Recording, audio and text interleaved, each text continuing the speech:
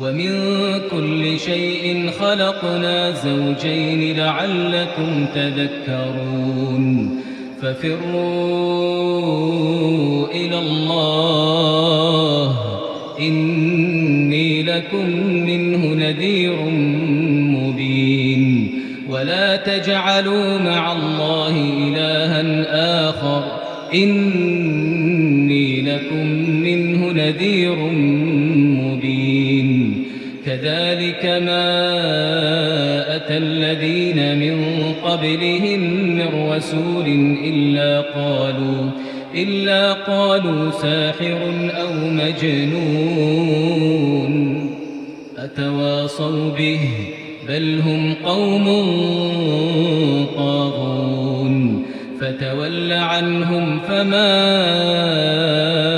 أنت بملوم وذكر فإن الذكرى تنفع المؤمنين وما خلقت الجن والإنس إلا ليعبدون ما أريد منهم من رزق وما أريد أن يطعمون إن الله هو الرزاق ذو القوة المتين إن الحمد لله نحمده ونستعينه ونستغفره ونستهديه ونعوذ به من شرور أنفسنا ومن سيئات أعمالنا من يهده الله فلا مضل له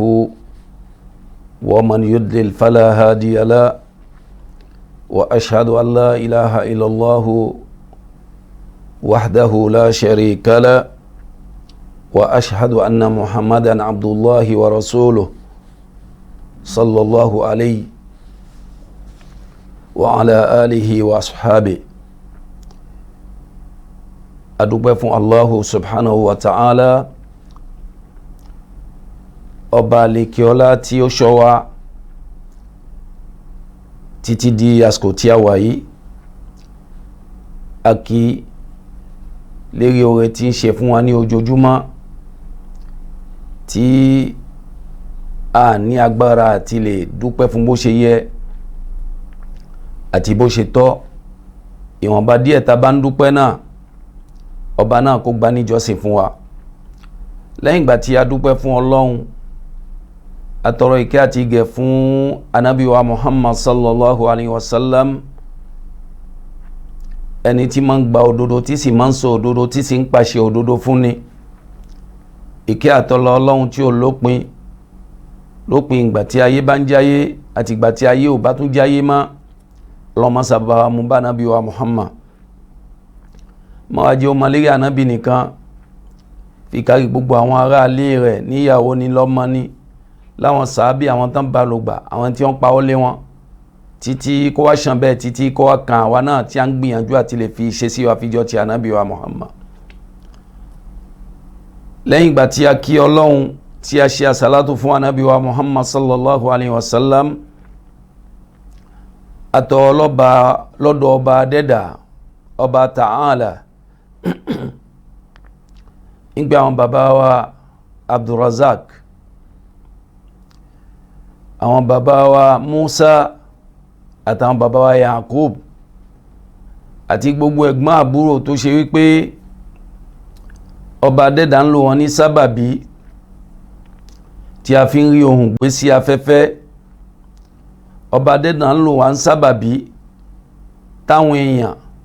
tí wọ́n fi ní àgbọ́yé ìsìláàmù yìí Ọlọ́run ọba ò ní paná oore tí iná láíláí ibi ọ̀rọ̀ yìí ti dá sí Ọlọ́run ní jẹ́ ó ti bẹ̀bàjẹ́ o èyí tó á kù díẹ̀ káàtó ọba mi Allahu yóò gbé sẹ́sọ̀ fún wa o gbogbo àwọn tọ́lọ́run ọba jogún fún yín èyí tí mí èyí tí ò mí ọba dẹ́dà ò ní sọ̀kù àlùbásí fún yín pàtàkì jùlọ ní lùgbàdì ìjọba wà lọ wí tí ẹ ń lé ọba Ọlọ́run ọba ò ní jẹ́ ó tọ́ sí yín láíláí ọlá ìpè méjì Ọlọ́run ilé iṣẹ́ tàwa wà yìí ilé iṣẹ́ Sunna TV gbogbo àwọn tí wọ́n ṣiṣẹ́ ń bẹ̀ lọ́kùnrin wọn àti ní obìnrin wọn, ilé ojú ọ̀nà ráyè lẹ fi ń wá jókòó, lẹ fi ń gbọ́ ohun tí wà lẹ ń gbé sí afẹ́fẹ́. Ọlọ́run ọba ò ní dálé ẹnì kọ̀ọ̀kan yín rò. Èyí tó ti dùn nínú àlámọ̀rí yín, ọba adẹ́dá ò ní fi kíkorò sí, kò ní fi kíkan sí. Èyí tó kù díẹ̀ káàtó inú àlámọ̀rí yín, ọba mi Allahu yóò gbé sẹ́sọ̀ fún yín o. Ọlá ìpè méjì Ọlọ́run. Iṣẹ́ tẹ́ ń ṣe yìí, Ọlọ́run kò ṣe níṣẹ́ tẹ́ gbẹ̀san ńlá lérí ẹ̀ tó bá dijọ́ gbẹ̀ndì alkiyama. Ọlá ìpè méjì Ọlọ́run. Lẹ́yìn ìgbà tí mo tọ́ fún gbogbo àwọn ọmọ ya wa tí wọ́n ń ṣiṣẹ́ nínú ilé iṣẹ́ yìí, mo tọ́ fún ilé iṣẹ́ náà, má jẹ́ kí ilé iṣẹ́ náà kó bá dẹ́dà, má jẹ́ kí ilé iṣẹ́ náà kó parẹ́ láyéláyé. Ọlá ìpè méjì Ọlọ́run. Má jẹ́ kó jóná o, má jẹ́ ó máa padà sí ibú. Òkè òkè ni ó jẹ́ kí ilé iṣẹ́ náà ó máa lọ. Ọlá ìpè méjì Ọlọ́run. Ọlá la ilaha illallah. Lẹ́yìn ìgbà tí mo wá tọ́ báyìí, mo tọ́ fún gbogbo ẹ̀yin tí ẹ̀ ń fi ojú wò wá, ẹ̀yin tẹ́ ń fetí gbọ́ wá, àwọn iṣẹ́ tí ẹ̀ ń lò tí ẹ fi ń jẹ́ èèyàn, pàtàkì jùlọ èyí tí ẹ fi ń rí pé èyí lọ́nà èyí kìí ṣọ̀nà. Ọlọ́run ọba má jẹ́ kọ́kàn kú kẹ́yìn náà tó kú. Ọlá ìpè méjì Ọlọ́run. Gbogbo àwọn àfà, àwọn imam lọ́lọ́kan ọjọ́ kan tá ń gba bí kọjá, ta fi ń lẹ àwọn èèyàn kó níbi àánú. Ọlọ́run má ṣe wá ní kọ̀ǹdọ́tọ̀ tí ń pèrò sọ́kọ̀ tóun náà ní wọ́kọ̀ wọ̀. Ọlọ́run ní ṣe bẹ́ẹ̀ fún wa o. Ọlá ìpè méjì Ọlọ́run. Ọlá la ilaha illallah. Èyí tí a mú wá sí ní òní, òun náà ni ọ̀rọ̀ nípa as-salafiyya. Kí là ń pè ní as-salafiyya tó? Ọ̀nà wo ni wọ́n? Irú ọ̀nà wo ni wọ́n ń tọ̀? Kí la fi mọ̀ ń pé eléyìí salafiyya ni lóòótọ́? Nítorí pé ihun tí ò sí àní-àní nínú ẹ̀ lọ́dọ̀ wa lónìí, pàtàkì jọ lérílẹ̀-èdè Benin, láàrin ìjọ akáàrò òjíire, ọ̀rọ̀ salafiyya yìí ń dá rògbòdìyàn sílẹ̀. Bákan náà, àwọn míì wọ́n gbọ́yé, àwọn míì wọn ò gbọ́yé, àwọn míì wọ́n ń ṣe níṣe ń pé ta ló kù. Ọlọ́run ọba kọ̀ gbogbo wa máa ṣe. A ní ká sọ nípa salafiyya. Ihun tí a mọ̀ sí as-salafiyya tó nínú Islam. Fa inna as-salafiyya hiya jama'atul haqqi wa ma siwaha dọ́ọ̀lá. Ihun tí a mọ̀ sí as-salafiyya, táwọn nǹkan wọ́n máa ń pè wọ́n ní salaf ẹ̀rí. Ihun tí a mọ̀ sí as-salafiyya yìí, òun náà ni ìjọ kan nínú àwọn ìjọ tí ń bẹ nínú Islam. Àmọ́ ìjọ yìí, òun náà ni ìjọ kan ṣoṣo tí ń bẹ lérí òdodo. Àdàpè kan náà àwọn àdàpè tá fi ń pèjọ náà nìyẹn. Òun náà ni as-salafiyya. Àwọn olùmọ̀ ń sọ fún wọn pé àwọn ìjọ tó wá kù nínú àwọn ìjọ tàbí pé ìjọ kan làwọn yìí náà táwọn náà ń ṣàfitì ara wọn sínú Islam, kàbí bẹ́ẹ̀ kọ́ tí wọ́n ń bẹ nínú Islam, wọ́n ní pé ìjọ ànù làwọn ń torí ń pé kíni li annaha muhdatha. Gbogbo àwọn ìjọ tó kù àdádálẹ̀ ni wọ́n ẹ̀rí. Nítorí tí a bá wo as-salafiyya tu nulahidh annaha muttasilat al-isnad bi rasulillahi sallallahu alayhi wa sallam wa sahabati il-kiram. A mọ̀ rí wípé as-salafiyya yìí, àwọn tá ń pè ní ìjọ salafiyya yìí, ìjọ kan ni tó ṣe wípé okùn wọn tí wọ́n mú dání àtọ̀dọ̀ ànábì wa Muhammad sallallahu alayhi wa sallam, ibẹ̀ náà ni wọ́n ti gbé mu. Nítorí kíni okùn wọn tí wọ́n mú dání yìí, wọ́n mú lọ́dọ̀ ànábì, wọ́n mú lọ́dọ̀ àwọn sàábé ànábì wa Muhammad sallallahu alayhi wa sallam, tó ṣe ń pa àwọn sàábé yìí àwọn gangan. Wọ́n ṣe nǹkan kan nínú ìlànà ẹ̀sìn wọn bí kò ṣe ohun tí ànábì wa Muhammad sallallahu alayhi wa sallam ó là kalẹ̀ fún wọn ni. Tí a bá wo gbólóhùn náà, as-salafiyyatu lughatan, Imam wa Ar-Raghi al-Asfihani ń sọ fún wọn pé as-salafu, a bá gbólóhùn as-salaf al-mutaqaddim náà la máa ń pè bẹ́ẹ̀. As-salaf òun náà ni aṣíwájú, ẹni tó ti ré kọjá. ọba adẹ́dà ń sọ pé ó ní faja'alnahum salafa wa mathalan lil akhirin, ń sọ nípa àwọn èèyàn kan ó wá ní pé a ṣe wọ́n ní àwọn ẹni tí wọ́n ti ré kọjá, àwọn ẹni ìṣíwájú, ká sì tún máa jẹ́ àpèjúwe dáadáa fáwọn dání, ká máa jẹ́ àpèjúwe fáwọn ẹni tí wọ́n ń bọ̀ lẹ́yìn. ẹ̀rí nígbà tá a bá sọ pé li fulani salafun karim, gbólóhùn yẹn a bá sọ pé lágbájá ó ní sálàfù kan tó jẹ́ ní àpọ́nlé, ìtumọ̀ ẹ̀ ní pé àbá'u mutakọ̀dìmùn, ó náà bàbá kan tó ṣe wípé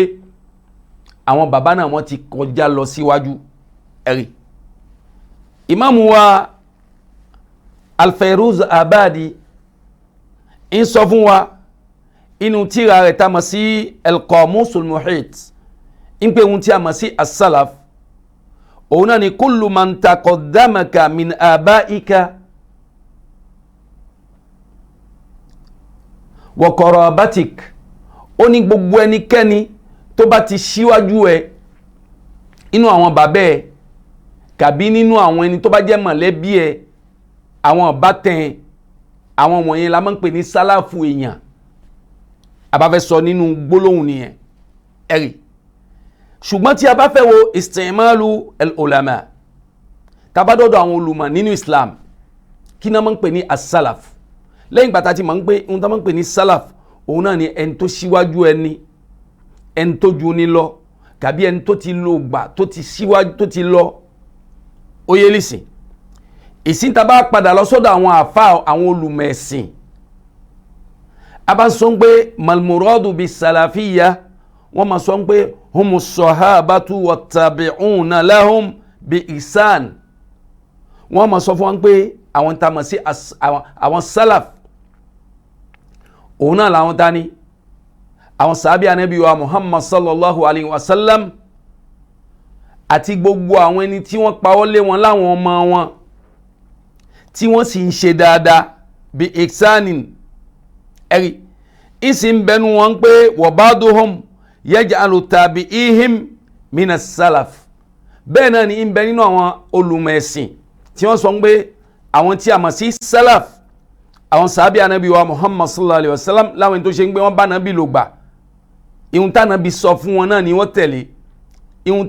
tán rí kọ́ ní ọ̀dọ̀ ànábì gẹ́gẹ́ bí ìwà ni wọ́n ń hù, àwọn là ń pè ní salaf. inú ìjọsìn ànábì ni wọ́n kọ́ ṣe, inú ìlòsí láàrin àwọn àtẹ̀yàn ànábì ni wọ́n kọ́ ṣe, nínú ìlòsí láàrin àwọn àtẹranko ànábì ni wọ́n kọ́ ṣe, nínú ọ̀rọ̀ sísọ wọn ànábì ni wọ́n kọ́ ṣe, àwọn la máa ń pè ní as-salaf. bẹ́ẹ̀ náà ni àwọn tí wọ́n bá pawọ́ lé wọn gẹ́gẹ́ bí àwọn ọmọ wọn, wọ́n tún ní àwọn ẹni tó bá tún jẹ́ ẹni tó pawọ́ lé àwọn ọmọ wọn pàápàá, àwọn ẹni tó tẹ̀lé wọn, a máa ń pè wọn salaf. Naam, ìmáàmù wa àfáwa As-Sam'ani ń sọ fún wọn pé ní ìgbà tá a bá sọ gbólóhùn as-salafi bí fati ìsíni wal-lami wa fi akhiriha fa, tá a bá sọ gbólóhùn yìí hazi in-nisbatu ila salaf, aṣàfi ti olúwa rẹ̀ sọ́dọ̀ àwọn sàábì ànábì wa Muhammad sallallahu alayhi wa sallam àtàwọn ẹni tí wọ́n wá lẹ́yìn wọn, àtàwọn ẹni tí wọ́n wá lẹ́yìn àwọn ẹni tí wọ́n wá lẹ́yìn àwọn sàábì ànábì wa Muhammad ni. aṣàfi ti olúwa ń gbé ẹni, ìtumọ̀ ẹni wípé olúwa ń kọ́ṣe wọn, ń ṣe bí ó ń ṣẹ̀sìn máa ń ṣe ń ṣẹ̀sìn,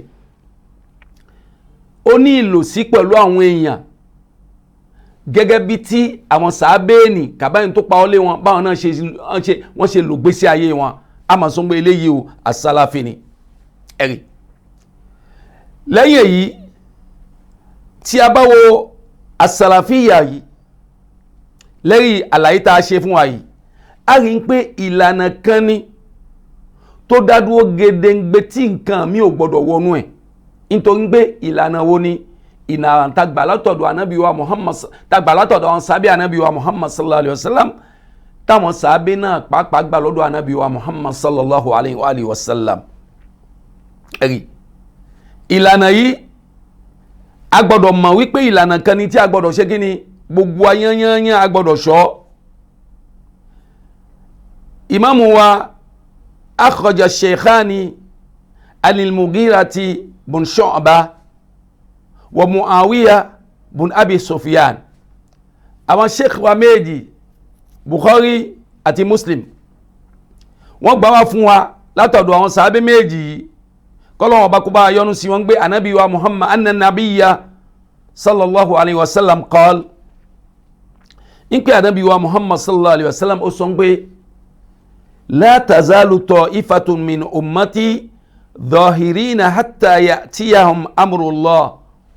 wa hum dhahirun. Anabi ń sọ fún wa nípa àwọn sálàfì àwọn sàhábé yìí àti àwọn ẹni tó ṣe ń gbé wọn wá lẹ́yìn wọn láwọn ọmọ wọn. Anabi fi ń yé wa wípé sallallahu alayhi wa sallam àwọn àjọ kan máa bẹ nínú àwọn ummatu wọn anabi wa Muhammad sallallahu alayhi wa sallam tí wọ́n máa bẹ lérí òdodo tí òun anabi fi lélẹ̀ fún wọn. Báyìí náà máa bẹ lérí òdodo náà títí àṣẹ Ọlọ́run ọbọ̀ fi máa bá wọn lérí ohun tí wọ́n wà nǹkan kan ò ní yẹ wọn kó lérí òdodo náà. Ẹ̀rí wa thabata inda Ahmad bákan náà àrígbàwá nínú ẹgbà tí Imam Ahmad radiyallahu ta'ala rahimahullah ó gbà wá fún wa. Bẹ́ẹ̀ náà ni Abi Dawud ń gbà wá fún wa lọ́dọ̀ Muawiya bun Abi Sufyan anna Rasulallahi sallallahu alayhi wa sallam qal. Wọ́n sọ fún wa pé anabi wa Muhammad sallallahu alayhi wa sallam ń sọ pé wa inna hadhihi al-umma sataftariqu ala 73. Anabi wa Muhammad sallallahu alayhi wa sallam ó wà láàrin àwọn sàhábé nígbà tí ń bẹ láyé. Ìwọ́n sọ fún wọn pé dájúdájú kó yé yín dáadáa wa inna hadhihi al-umma ìjọ mi yìí tí mo ń bẹ nínú ẹ̀ ó ní láti pín ala 73 sí 73. Anabi ni yóò pín sí mélòó kò sí àní ń bẹ yóò pín sí kíni 73. 72 fi nar 72 nínú ẹ̀ 72 nínú ẹ̀ inú náà ni wọ́n lọ. Ẹ̀rí wahidatu fil janna. Anabi wa Muhammad sallallahu alayhi wa sallam ó wá ní ọ̀kan ṣoṣo inú 73 náà ni ó ṣe gíní náà ni ó rí alùjanna wọ̀. Anabi wa sọ pé wàhíyà jama'a òun náà ni èyí tí a mọ̀ sí jama'a. Ẹ̀yin ọmọ ìyá mi lójú ọ̀nà ẹ̀sìn Islam àwọn jama'a ta sọ yìí náà òun náà la ń pè ní as-salafiyya nítorí àwọn tó ṣe gíní wọ́n tẹ̀lé anabi tí wọ́n sì tẹ̀lé ohun tí àwọn sàbí anabi wa Muhammad sallallahu alayhi wa sallam wọ́n mú dání. Ẹ̀rí walakinnaha laysat hizban tatahadhabu ala ashkhasin muhimma. Kìí ṣe ìjọ tí a lè sọ pé ìjọ kan ní pé ìjọ yìí adáwà gedengbe fúnra wa. Ẹ̀rí pàtí ni wá tó ṣe ń pé àwọn èèyàn báyìí la fẹ́ mọ tẹ̀lé lẹ́yìn la. Ẹ̀rí la bismin taqlid wala ghairi. Wọ́n kìí ṣe ìjọ, wọn kìí ṣe ẹgbẹ́ ní ẹgbẹ́ tó ṣe wípé ẹgbẹ́ yìí o lágbájá la mú gẹ́ bí aṣíwájú wa gẹ́ bá ṣe rí inú àwọn ìjọ míì tí ń bẹ lábẹ́ àsíá Islam. Ẹ̀rí pé wa innama tatahadhabu ala manhajin wa tariq. Ẹ̀rí pé àwọn tiwa àwọn sàlàfíyà ní àwọn sàlàfíyà àwọn tiwọn ìjọ kan ni wọ́n tó ṣe wípé wọ́n ní aṣíwájú kan pé èèyàn báyìí náà láṣíwájú táwọn. Ẹ̀rí wọ́n sì ní ideology kan pé ọ̀rọ̀ báyìí gẹ́gẹ́ bí àwọn kọ̀dàríyà ń pé kádàrá làwọn dì mọ́ náà fi mú ẹgbẹ́ wọn. Ẹ̀rí gẹ́gẹ́ bí àwọn Tìjàní àtàwọn pé Tìjàní Sheikh Tìjàní làwọn tẹ̀lé. Gẹ́gẹ́ bí àwọn kọ̀dìríyà Abdul Qadir làwọn tẹ̀lé. Gàbí àwọn Hashimiyya lẹ́. Ẹ̀rí ń pé okùn wo ni àwọn mú dání okùn tí Ànábì wa Muhammad sallallahu alayhi wa sallam ó dàkalẹ̀ fún wọn. náà ni wọ́n mú dání. Gẹ́gẹ́ bí ìmáàmù wa As-Sam'ani sọ fún wa, ó gbà lọ́dọ̀ Ibn Qayyim, naqalahu Ibn Qayyim faqal, Ibn Qayyim gbà wá ń sọ fún wa pé innahum la yantasibuna ila maqalatin muayyana wala ila shakhsin muayyan ghairi rasulillahi sallallahu alayhi wa sallam. Ẹ̀rí pé àwọn tá a mọ̀ sí as-salafiyya wọ́n dì mọ́ èèyàn kan gbé lágbájá ni tiwa, èèyàn kan là ń tẹ̀lé. Ẹ̀rí kàbí ń pé ọ̀rọ̀ kan la mú dání, ọ̀rọ̀ yẹn la fẹ́ mọ̀ náà ni a fẹ́ mọ̀ fi ṣiṣẹ́ ṣe ní ọ̀rọ̀ tó ṣe ń gbé kò ní ìpìlẹ̀ lọ́dọ̀ ànábì wa Muhammad sallallahu alayhi wa sallam. Ẹ̀rí wípé ànábì wa Muhammad sallallahu alayhi wa sallam òun náà nìkan ni wọ́n ṣe gíní ni wọ́n mú dání ni wọ́n tẹ̀lé. Ó wá sọ pé falaysa lahum laqabun yu'rafuna bihi wala nisbatun yantasibuna ilayha. Bẹ́ẹ̀ ni wọ́n ní àdàpè kan tí a fi mọ́ dá wọn pè. Nítorí abá sọ as-salafiyya lẹ́sìn táàbọ̀ wá débẹ̀ àwọn ẹlòmí ò ní gbà ṣe bí as-salafiyya yẹn gbólóhùn yẹn kò sí lásìkò ànábì,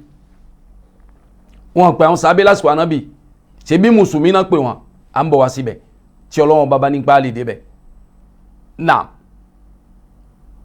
wọn ní àdàpè kan ju ń pé kí ni à ń ṣàfitì wọn sí àwọn ẹni tí wọ́n ti ṣíwájú, tó ń gbé ìṣe sí àwọn ẹni tí wọ́n ṣíwájú nínú ẹ̀sìn, nínú ìwà, nínú ọ̀rọ̀, nínú ìrìnsí náà ni wọ́n ń ṣe. Àwọn ń pè wọ́n ní as-salafi, àwọn ẹni tí wọ́n fi ìṣe sí wọn fi jọ àwọn sàábì ànábì wa Muhammad sallallahu alayhi wa sallam. Ẹ̀rí as-salafiyya tani al-islamu alladhi kana alayhi as-sahabatu wat-tabi'un. Ìtumọ̀ wá ní wípé kí ni a bá sọ as-salafiyya, ìtumọ̀ pàápàá òun náà ni wípé kí ni al-islamu alladhi kana alayhi as-sahaba. Àwọn ẹni tí a ń pè ní as-salafiyun humul ladhina tamassaku bimanhaji rasul wa manhaji sahabati al-kiram wat-tabi'ina lahum. Òun náà làwọn tó ṣe wípé kí ni as-salafiyya, òun náà làwọn tó ṣe ń gbé wọ́n tẹ̀lé ìlànà tí ànábì wa Muhammad sallallahu alayhi wa sallam ó filẹ̀ fáwọn sàábé, táwọn sàábé sì mú dání dáadáa tí wọ́n jájú sílẹ̀. Nítorí gbé ànábì sọ pé alaykum bi sunnati wa sunnati al-khulafa'i rashidin al-mahdiyina min ba'di. Ẹ̀rí ànábì gbé fún wọn gbálẹ̀ ń gbé súnà mi ẹ mú dání dáadáa, àwọn ẹni tó wá tẹ̀lé ọwọ́ yìí àwọn là ń pè ní as-salafiyya. Wọ́n sọ fún pé inna salafiyya tani itba'ul kitabi al-aziz wa sunnati sahiha bifahmi salafil umma. Ibi tá ń lọ ládé yìí, nítorí tá bá ń wo salafiyya náà lónìí ó di nǹkan tó ṣe wípé mùsùlùmí pàápàá tí ó àní tó wù ń pé kó ṣe súnà ń pé báyìí lànà bí ṣe, báyìí làwọn sàábé ṣe, ó mọ́ fẹ́ sá fún nítorí àwọn nǹkan tí ò iṣẹ́ rẹ̀ tí wọ́n kó wọnú ẹ̀ ni. Ló fi dá ń pé kí mùsùlùmí mà ń pé kí là ń pè ní salafiyya, kó lè fi mọ̀ ń pé manhaju kan ní tí gbogbo ẹni tó bá jẹ́ mùsùlùmí san gbọ́dọ̀ tẹ̀lé, ẹni tí ò bá tẹ̀lé ó kó lọ́nà ó kùnà. Ẹ̀rí àwọn nǹkan tó kó wọ̀nyẹn láwa gbìyànjú àti lè kókó nínú ẹ̀ ká lè fi ọ̀nà lọ. Wọ́n sọ fún wọn pé ihun tá a mọ̀ sí as-salafiyya òun náà ni ká tẹ̀lé ohun tí Ọlọ́run ọba sọ nínú tírà rẹ̀ tó tóbi tí ń ṣe Qur'an, ká sì tẹ̀lé ohun tí ń jẹ́ ìlànà tí ànábì wa Muhammad sallallahu alayhi wa sallam tó fẹsẹ̀ rinlẹ̀, àwọn súnà ànábì tó fẹsẹ̀ rinlẹ̀ bifahmi salafil umma. Ó ṣe pàtàkì lérí báwọn ẹni tí wọ́n ṣíwájú nínú àwọn umma, àwọn sàábì ànábì bọ́n ṣe gbọ́yé lásìkò wọn. Nítorí nǹkan púpọ̀ lónìí tí a ń rí kà lọ́dọ̀ àwọn ẹni tí wọ́n ń pè ní salaf tó sì jẹ́ pé kì í ṣe ara nǹkan tá a bá lọ́dọ̀ àwọn sàábé, èyàn ní ìfà làwọn èèyàn fi ń bú as-salafiyya. Ẹ̀rí kì í ṣe lẹ́yìn nìkan, gbogbo àgbáyé ni kọba dẹ́dà kókó wa máa ṣe. Ọba dẹ́dà sọ pé wa man yushakkiki rasul min ba'di ma tabayyana lahul huda wa yattabi' ghayra sabilil mu'minin. Gbogbo ẹni tó bá ṣe wípé ó gbẹ́rù gbọ́n rí tó kọ̀yìn sí ànábì wa Muhammad sallallahu alayhi wa sallam ìránṣẹ́ Ọlọ́run lẹ́yìn ìgbà tí òdodo ti fi ara rẹ̀ hàn tó wá lè tẹ̀lé wa yattabi' ghayra sabilil mu'minin tó wá lọ tẹ̀lé ọ̀nà míì tó yàtọ̀ sí tàwọn olùgbàgbọ́ òdodo. Àwọn tá làwọn olùgbàgbọ́ òdodo, àwọn sàbí ànábì wa Muhammad. Èyàn ó wà bẹ́ẹ̀. Ìfi ń hàn wá wípé ihun tá a mọ̀ sí as-salafiyya yìí, ihun tí gbogbo mùsùlùmí ó gbọ́dọ̀ tẹ̀lé ni. Ọba Adẹ́dàá tún sọ ń bò míì. Ọba Adẹ́dàá ń sọ wípé was-sabiquna al-awwaluna minal muhajirina wal ansar. Àwọn tí wọ́n ṣíwájú, àwọn ẹni àkọ́kọ́ tán ti ṣíwájú ní àwọn tán ṣe hijira àti àwọn tó ṣe wípé kí ni wọ́n gbà wọ́n láyè, wọ́n ṣàtìlẹ́yìn fún wọn, ṣèrànlọ́wọ́ fún wọn. walladhina taba'uhum bi ihsan, àti gbogbo àwọn ẹni tí wọ́n bá tẹ̀lé àwọn jọ méjì yìí, àwọn sàábé yìí, àwọn muhajirun àti àwọn ansar, àwọn tí wọ́n tẹ̀lé wọn bi ihsan, pẹ̀lú òdodo, pẹ̀lú dáadáa ṣíṣe. Àwọn wọ̀nyẹn radiyallahu anhum wa radu an. Àwọn wọ̀nyẹn náà mọ̀ dẹni tí Ọlọ́run bó mọ̀ yọ́nú sí, táwọn náà sì yọ́nú sí ohun tọ́lọ́run fẹ́ ṣe fún wọn. Wa a'adda lahum jannatin tajri min tahtiha al-anhar. Ọlọ́run ọba ti pèsè àlùjánnà tí àwọn akérèmọdò ń sàn lábẹ́, ó ti pèsè ẹ̀kalẹ̀ fún wọn. Wọ́n máa bẹ lọ kàn kése níbẹ̀. Ọba Adẹ́dàá ń sọ pé dhalikal fawzul azim. Èyàn ni ó mọ̀ jẹ́ èrè ǹjẹ́ tí ó tóbi. Ìmáàmù wa Ibn Taymiyyah ó ní ìtẹ̀lé àwọn as-salafiyya tá sọ yìí, òun náà ni ìtẹ̀lé àwọn ní ìṣíwájú nínú tírà àti nínú hadith Ànábì wa Muhammad, níbi tí àwọn ẹni ìṣíwájú ṣe gbọ́ yé tán sì ṣe lòógbà, tí a gbọ́dọ̀ ṣe pápá lékè sí, a gbọ́dọ̀ ṣe ní àṣeboro, àṣekọjá àlà. Ìwọ́n sọ fún wọn wípé ithbatu ahkamillah, a máa fẹsẹ̀ àwọn ohun tó bá jẹ́ òfin Ọlọ́run, a máa fẹsẹ̀ rẹ̀ rinlẹ̀. Ihun tó bá jẹ́ tó wà nù tírà lófin, sí tírà sọ yín ká ṣe, èyí tí súnà sọ fún wọn pé ká jìnà sí, èyí tó ní a ṣe. wa sabilu sabiqina awil awwalin, a máa fẹsẹ̀ gbogbo àwọn nǹkan yẹn rinlẹ̀ àti ìlànà táwọn ẹni tán síwájú wọn tọ̀, a máa fẹsẹ̀ rinlẹ̀. la yajuzu ithbatu hukmin shar'iyyin biduni hadhihi al-usul ath-thalatha. Kò nẹ́tọ̀ fún wa ń pé ká ṣe gíní, ká fẹsẹ̀ nǹkan kan tó jẹ́ ìjọsìn ẹ̀sìn, ihun tó bá jẹ́ ìjọsìn, ká fẹsẹ̀ rẹ̀ fi múlẹ̀ tí ìbá ṣe ń pé ó wà lérí àwọn nǹkan mẹ́ẹ̀ta tá sọ kalẹ̀ yìí. Òun náà ní kíni? Tírà Ọlọ́run tí ń ṣe Qur'an, hadith Ànábì wa Muhammad sallallahu alaihi wasallam tó ná láfíà. Lẹ́yìn náà, báwo ni àwọn sàábí Ànábì wa Muhammad sallallahu alaihi wasallam, báwo náà ṣe lo àwọn nǹkan wọ̀nyí nassan wastinbatan, gbàtí àwọn ọ̀rọ̀ náà dé wá bá wọn, báwo ni wọ́n lò ó gbà, báwo náà ṣe múfin náà ṣe gbà. Ọlọ́run ọba kọ́ wa máa ṣe. Assalamu alaikum warahmatullahi wabarakatuh. Ìkànnì tẹ́ ń wò yìí náà ní ìkànnì Sunna TV, níbi tí àwọn onímọ̀ ti ń tẹ̀ ìmọ́lẹ̀ sórí ẹ̀sìn Islam látọ̀rí Sunna TV, ìmọ́lẹ̀ nínú Sunna Nabi Muhammad sallallahu alayhi wa sallam. Ní gbogbo ìgbà ní kẹ́ ẹ máa wò wá, tí ẹ sì máa rí ẹ̀kọ́ ẹ̀sìn kọ́ lórí ìkànnì yìí náà ni o. Òun ló múlẹ̀ rẹ̀kẹ̀tẹ̀ yàtọ̀ yìí. Gbogbo mùsùlùmí lọ́kùnrin àti lóbìnrin, ẹ jẹ́ ká máa wo Sunna TV, ẹ jẹ́ àwọn ọmọ wa náà máa wo Sunna TV kí wọ́n lè bá ní ìmọ̀ tó péye nípa Sunna. Ìkànnì tó ń tàn mọ́lẹ̀ sínú ẹ̀sìn ni Sunna TV Yorùbá.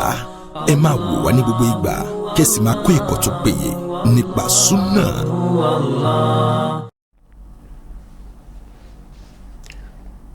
Idha kana kadhalik fahuwa manhajun ma'sum. Tí a bá wo gẹ́gẹ́ bá ṣe sọ̀kalẹ̀ yìí, nǹkan mẹ́ta la gbé kalẹ̀ fún wa ń gbé, tábà rí ń pé sàlàfíà ni a bá fẹ́ wò ń gbé, kí la ń pè ń sàlàfíà? Òun náà ni kí ni? Itba'ul kitabil aziz wa sunnati sahiha bifahmi salafi salih. Òun náà ni pé ká ṣe kí ni? Ká tẹ̀lé ọ̀rọ̀ Ọlọ́run tí ń ṣe Qur'an, ọ̀rọ̀ Ànábì wa Muhammad sallallahu alaihi wasallam tí ń ṣe hadith, léyìí tó fẹsẹ̀ rinlẹ̀ tí ò ní kọ́lọ́fín nínú lérí bó làwọn ẹni tán ti jẹ́ àwọn ẹni ìṣíwájú àwọn sàábì ànábì àwọn tàbíùnà àwọn tàbíìn àtibáù tàbíìn bó ni wọ́n ṣe lo àwọn nǹkan wọ̀nyí gbà ká lè tẹ̀lé èyàn ní ìlànà àwọn ìpìlẹ̀ mẹ́ta tí ń jẹ́ ìpìlẹ̀ ojú ọ̀nà àwọn tani àwọn sálàf. wọ́n sọ pé idha kana kadhalik fahuwa manhajun ma'sumun. ó bá jẹ́ bẹ́ẹ̀ ó jẹ́ pé ọ̀nà kan ni tó ṣe wípé ọba adẹ́dá dáàbòbò li'annahu manhajun ilahiyun rabbani nítorí pé ìlànà yẹn ìlànà tí ọlọ́run ọba ni ọba àlekè ọlá ló ní nǹkan òun ló sì tó nǹkan bẹ́ẹ̀. sheikh wa ibn Taymiyyah rahimahullah ìwọ̀n sọ fún pé la aiba ala man adhara madhhab as-salaf la aiba ala man adhara madhhab as-salaf bẹ́ẹ̀ kìí ṣe èèwọ̀ ni kò sì sí nǹkan tìjú mẹ́ pé kíyàn rí pé sálàfí ni mí kó fi hàn káwọn èèyàn dẹ̀ mọ́ pé sálàfí ni ẹ́ ẹ̀rí kéèyàn ṣàfihàn pé inú ìjọ yẹn ni mo wà ẹ̀rí bal yajibu qubula dhalika yajibu qubulu dhalika minhu bittifaq bẹ́ẹ̀ bá ṣàfihàn ara rẹ̀ síbẹ̀ gbogbo ẹni kọ́ ni gbọ́dọ̀ gbá ń pé ibi tó lọ àyè ọ̀nà tó dáa ni gbogbo àwọn olùmọ̀nà parupọ̀ sẹ́bẹ̀ sí eré ẹ̀ nítorí pé kí ni fa inna madhhaba salafi la yakunu illa haqqan wọ́n sọ fún wọn pé gbogbo ohun tó bá jẹ́ ìlànà àwọn salaf ìlànà kan ni tó ṣe wípé nǹkan kan ò sí níbẹ̀ ju kí ni òdodo lọ. àwọn olùmọ̀ sọ fún wọn pé tí a bá wò a sọ fún wọn pé mazhabu àwọn salaf yìí asàlàfíyà yìí nǹkan mẹ́ta ni ìpìlẹ̀ àkọ́kọ́ ni tíra kátẹ̀lé tíra ọlọ́run ìpìlẹ̀ kejì kátẹ̀lé súnà tí ànábì wa Muhammad ìpìlẹ̀ kẹta ní pé báwo làwọn sàábé náà báwo ni wọ́n ṣe lo àwọn nǹkan náà gbà ó ṣe pàtàkì nítorí àwọn sàábé yìí púpọ̀ nínú wọn wọ́n bá ànábì wa Muhammad lò gbà sallallahu alayhi wa sallam èyí tí wọ́n ń ṣe nínú ìwà nínú ìjọsìn nínú ìṣesí gbogbo èèyàn yányán ànábì ńlá yí ẹ̀ fún wọn ó sì ń yẹ̀ ń tí ẹ̀ fún wọn kódà èyí tí ò bá ṣẹlẹ̀ lójú ànábì wa Muhammad sallallahu alayhi wa sallam ọba adẹ́dàá máa ń nu ànábì ní ìmọ̀ ẹ̀yìn máa fi hàn wọ́n pé nǹkan báyìí náà ní kẹ́ ṣe ẹ̀rì àwọn olùmọ̀ sọ pé tó bá jẹ́ bẹ́ẹ̀ as-salafiyyatu hiya al-islamul khali min al-bid'ah ìhun tá ń pè ní salafiyya tá a fi dáma òun náà ni al-islamu as-safi islamu tó mọ́ ni gínigíni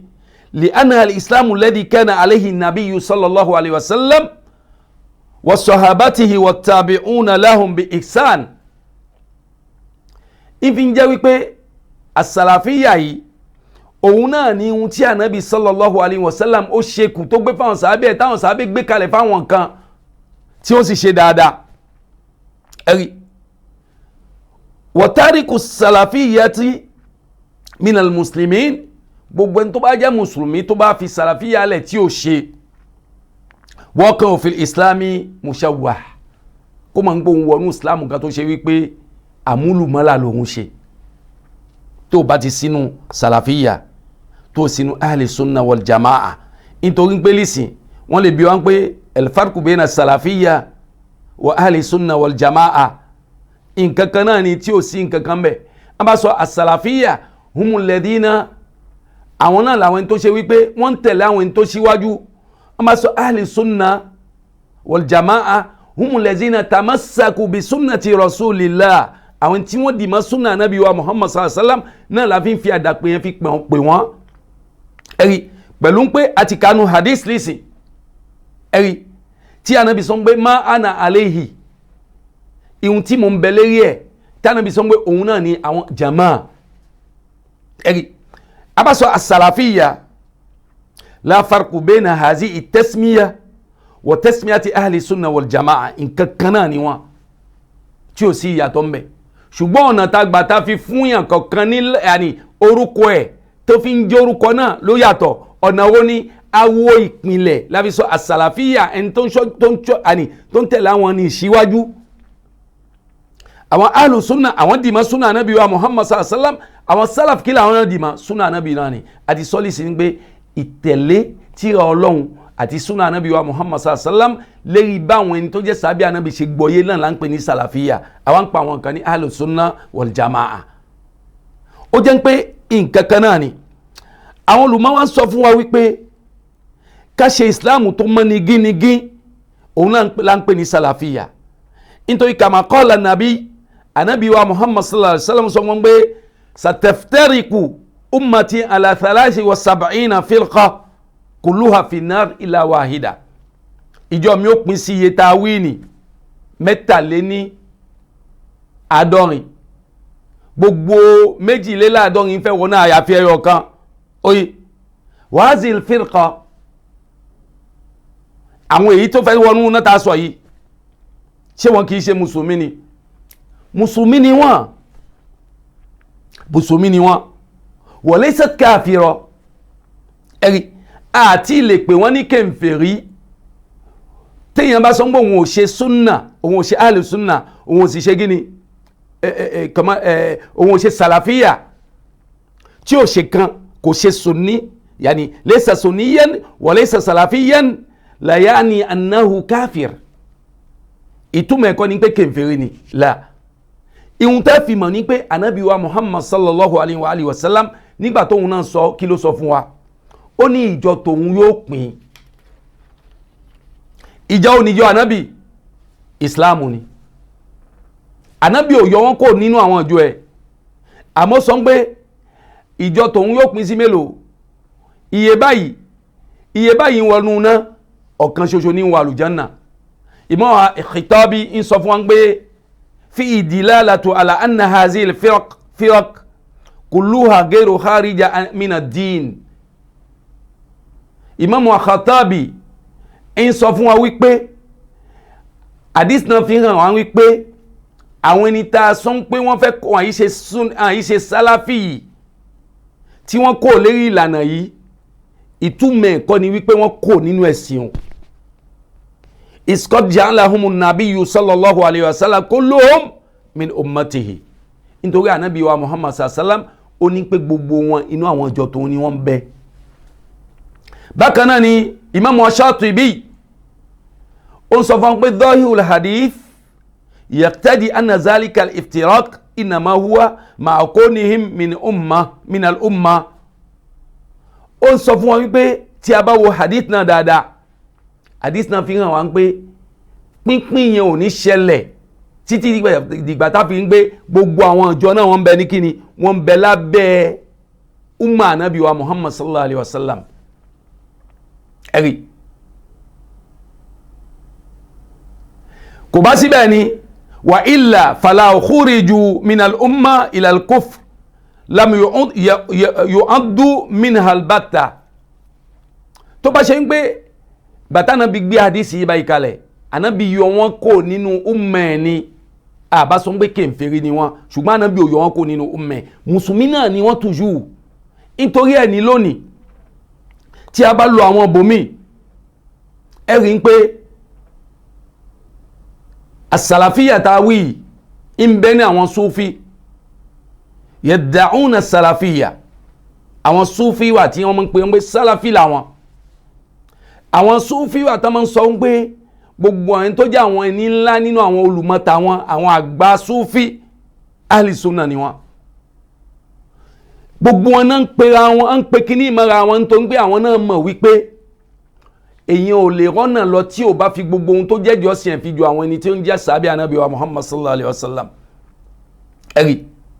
ló fi jẹ́ wípé manhaju as-salafiyya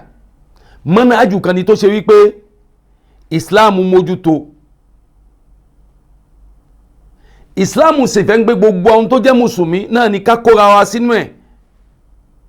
Islam wa ń sọ fún wa wípé gbogbo wọn náà mùsùlùmí ni wọ́n o kulluhum muslimun gairu annahum fi islamin mashub yàtọ̀ sí pé islamu wọn tí wọ́n ń ṣe islamu àmúlùmọ́là ni wọ́n ti pa nǹkan mí pọ̀ kò sí lérí ọwọ́ bí tí Ọlọ́run bá ṣe gbé fún ànábì wa Muhammad sallallahu alaihi wasallam ẹ̀rí ولكنه في الإسلام مشوه الذي ألحق به ما ليس منه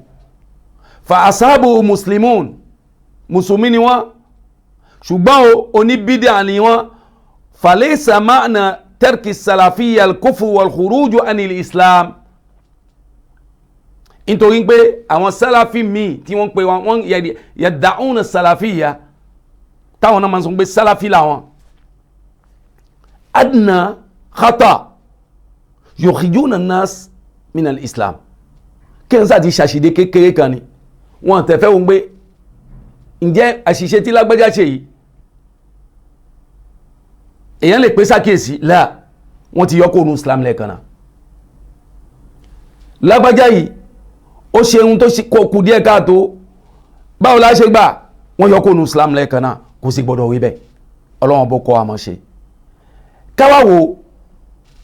al yakfi tasammi bismil islam ǹjẹ́ gẹ́gẹ́ bá yí sọ nísìn gbé gbogbo àwà nínú islam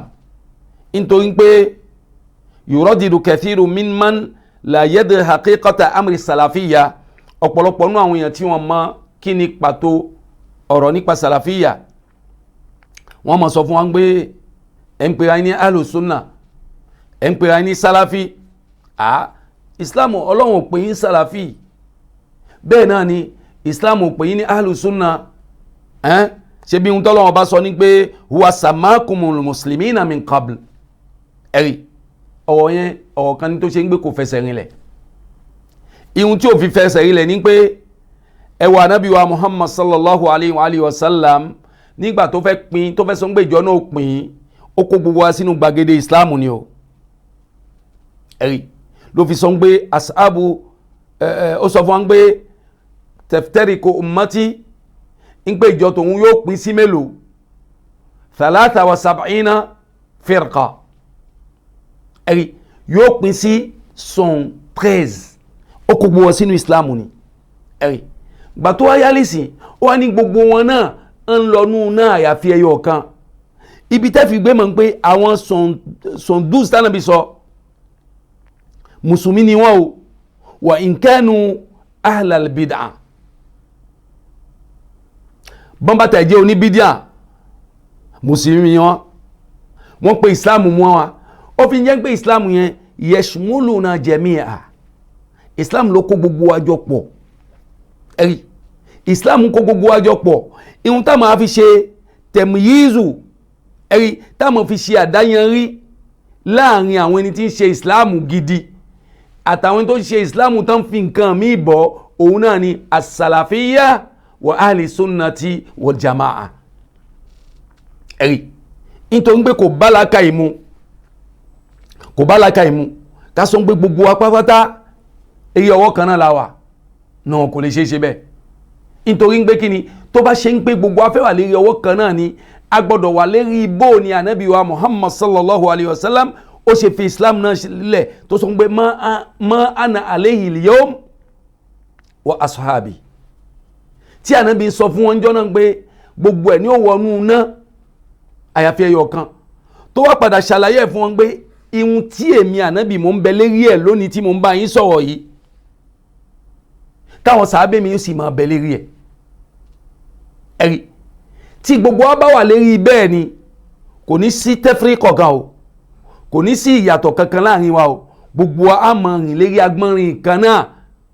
bí àwọn nǹkan kéèké kan bá tiẹ̀ fẹ́ mọ dàbí ẹhun tí ó mọ fa àìgbọ́ra ẹni yé kò ní jẹ́ àwọn nǹkan tó le ẹ̀rí àwọn táwa pè ní àwọn ẹni tí wọ́n fẹ́ wọnú náà yìí iná oríṣiríṣi ló wà gbogbo wa náà gbọ́dọ̀ mọ̀ ó ní àní òdiwọ̀n ohun tá bá ṣe tá fi wọnú ẹ̀sìn náà ló fẹ́ wá gbé wa kó nínú ẹ̀sìn náà tó bá ṣe ń gbé ihun táwa ṣe nínú àwa tó ń gbé àti ń bẹ nínú gbàgede islam àwa ṣe nǹkan tí nǹkan náà lè yọ wá kó nínú islam ọ̀rọ̀ ọ̀tọ̀ nìyẹn èèyàn ti kó nínú ẹ̀ nìyẹn èèyàn ò tún sínú gbàgede àwọn ìjọ tó ń fẹ́ pín mọ́ èèyàn ti kó mbẹ́ ó ti di kèfèrí nìyẹn nǹkan ọ̀tọ̀ lẹ́yìn àmọ́ gbàgede ń pé èèyàn jẹ́ alùbídà bídíà náà pàápàá ó nídìí kí èèyàn mọ èwo ní yọ̀yàn kó nínú islam èèyàn ó ní yọ̀yàn kó nínú islam ẹ̀rí ọlọ́wọ́n bó kọ́ àmọ́ ṣe ẹ̀yọ́ ọmọ ìyá mi lójú ọ̀nà ẹ̀sìn Islam sọ fún wọn pé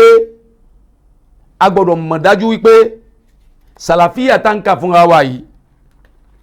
ìlànà kan ní tí gbogbo mùsùlùmí gbọ́dọ̀ ṣe ẹ̀rí ìpera wa ní sàlàfíà yìí laysa li tazkiya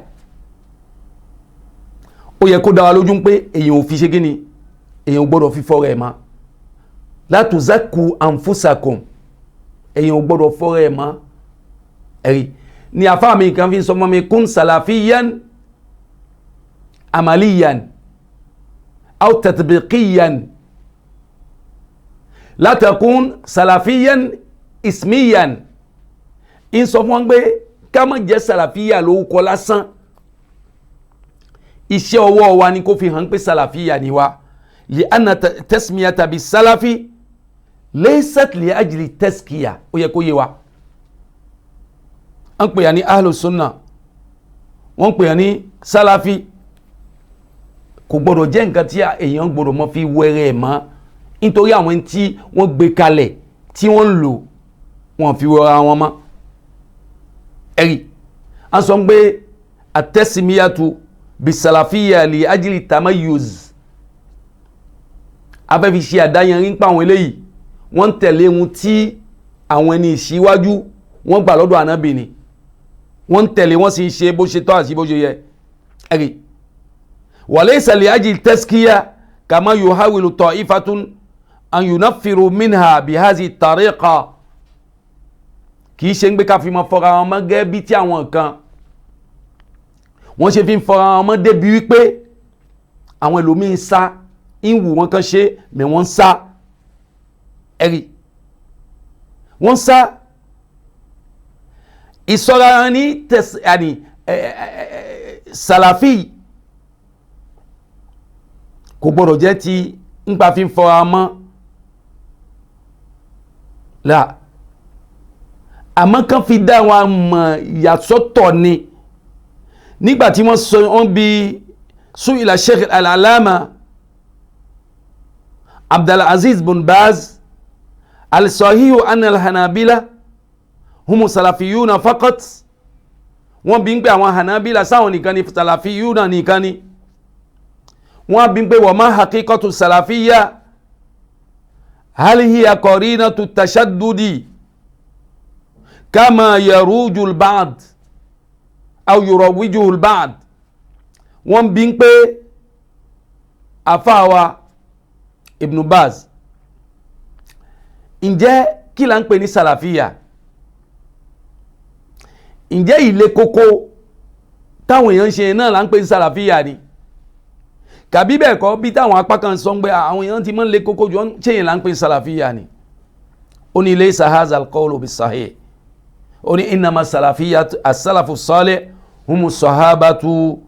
radiyallahu anhum wa man salaka sabilahum min at-tabi'ina wa atba'i at-tabi'ina min al-hanafiyyati wal-malikiyyati wash-shafi'iyyati wal-hanabila wa ghayrihim mimma sara ala al-haqqi wa tamassaka bil-kitabi al-azizi wa sunnati al-mutahharati ìwọ̀n sọ fún wọn wípé kábọ̀ wọn pé èyàn wà nínú mọ́zàbí kan lásán pé àwọn eléyìí ni salaf la kìí ṣe bẹ́ẹ̀ ihun tí a mọ̀ sí salaf òun náà ni gbogbo àwọn ẹni tí wọ́n bá ń tẹ̀lé ohun tí àwọn sàábé gbà lọ́dọ̀ ànábì wa Muhammad sallam tí wọ́n ń tẹ̀lé ó bá jẹ́ hanafiya ni kàbí ó bá jẹ́ malikiya ni ó bá jẹ́ hanabila ni èyí yóò tó lè jẹ́ tó bá ti ń tẹ̀lé òdodo táwọn wọ̀nyí wọ́n mú dání nínú tírà Ọlọ́run àti súnà tó fẹsẹ̀ rinlẹ̀ ó mọ̀ bẹ nínú kíni inú àwọn as-salafiyya ahli sunna fi bábi tawhid níbi ìṣe Ọlọ́run ọba láṣo wa bábi asma'i wa sifat níbi kíni bó la ṣe kí làwọn orúkọ tí ọba adẹ́dà pé rẹ̀ àwọn òròyìn tó fi ròyìn ara ẹ̀ kéèyàn fẹsẹ̀ rinlẹ̀ bọ́ba náà ṣe fẹsẹ̀ rẹ̀ rinlẹ̀ a gbọ́dọ̀ ròyìn Ọlọ́run pẹ̀lú ohun tí Ọlọ́run fi ròyìn ara rẹ̀ wa fi jami umuri din gbogbo ohun tó bá jẹ́ àlámọ̀rí ẹ̀sìn gbogbo kéèyàn tẹ̀lé wọn gẹ́gẹ́ bí wọ́n ṣe gbé kalẹ̀ ó mọ̀ bẹ́ẹ̀ nínú sàlàfíà. Sheikh wa Saleh Al-Fawzan rahimahullah wọ́n bí wọn náà wọ́n sọ pé yasmu ba'du nas ana salafiyya tu'tabaru jama'atan min al-jama'ati al-amila ala saha. wọ́n bí pé ẹ̀yin bàbá wa àwọn sàlàfíyà tá ń wí yìí ó dàbí àwọn jama kan bí àwọn jama tí wọ́n ń bẹ ní ìlú kàgí àwọn Tìjàníyà àwọn Kọ̀díyà Ṣàrbàdíyà Ṣàzìlíyà àti bẹ́ẹ̀ bẹ́ẹ̀ lọ ń gbé bẹ́ẹ̀ làwọn náà sáré wa hukmu bákìl jama'at ìdájọ́ wọn ó gbọ́dọ̀ jẹ́ ìdájọ́ gẹ́gẹ́ bí àwọn ẹ ṣàlàyé fún wa bàbá ó wá sọ fún wa pé inna jama'ata as-salafiyya àwọn jama salafiyya hiya al-jama'atul asila jama pinlẹ̀ ni wọ́n allati ala al-haqqi tí wọ́n bẹ̀rẹ̀ yí òdodo ẹ̀rí wa hiya allati yajibu al-intima'u ilayha wal amalu ma'aha wal intisabu ilayha àwọn wọ̀nyẹn ló nẹ́tọ̀ ń pé ká darapọ̀ mọ́ ká sì máa ṣiṣẹ́ pẹ̀lú wọn bá ṣe ń ṣiṣẹ́ ẹni ẹ̀rí àmọ́ gbogbo àwọn jàmáà tó kù tó ṣe ń gbé wọn là wọ́n kò lérí ọ̀nà wa kayfa nattabi'u firqa mukhalifa li jama'ati ahli sunna wa hadi salafi salih wọ́n sọ pé bóò la ṣe lè wá tẹ̀lé ìlànà kan tó ṣe wípé ó yàtọ̀ sí ìlànà ahlu sunna àwọn tí wọ́n dì mọ́ sunna nábì ẹ̀rí kàbí ọ̀nà tí wọ́n gbà wọn sàbí ànábì wa Muhammad sallallahu alaihi wasallam wọ́n fi kalẹ̀ fún wa a lè tẹ̀wú léwu wọn ló fi ń jẹ́ pé ohun tá mọ̀ sí sàlàfíà ó yẹ kó yé wa tòótọ́ tí a bá wo ayé lónìí àwọn tí kò yẹ kán pera wọn sàlàfíà náà ń pera wọn ní sàlàfíà gbogbo wọn wọ́n ń ṣàfihàn ara wọn sára sàlàfíà níbi pápáleke wàhálà ẹ̀rí láwọn nǹkan tí ò bójú mu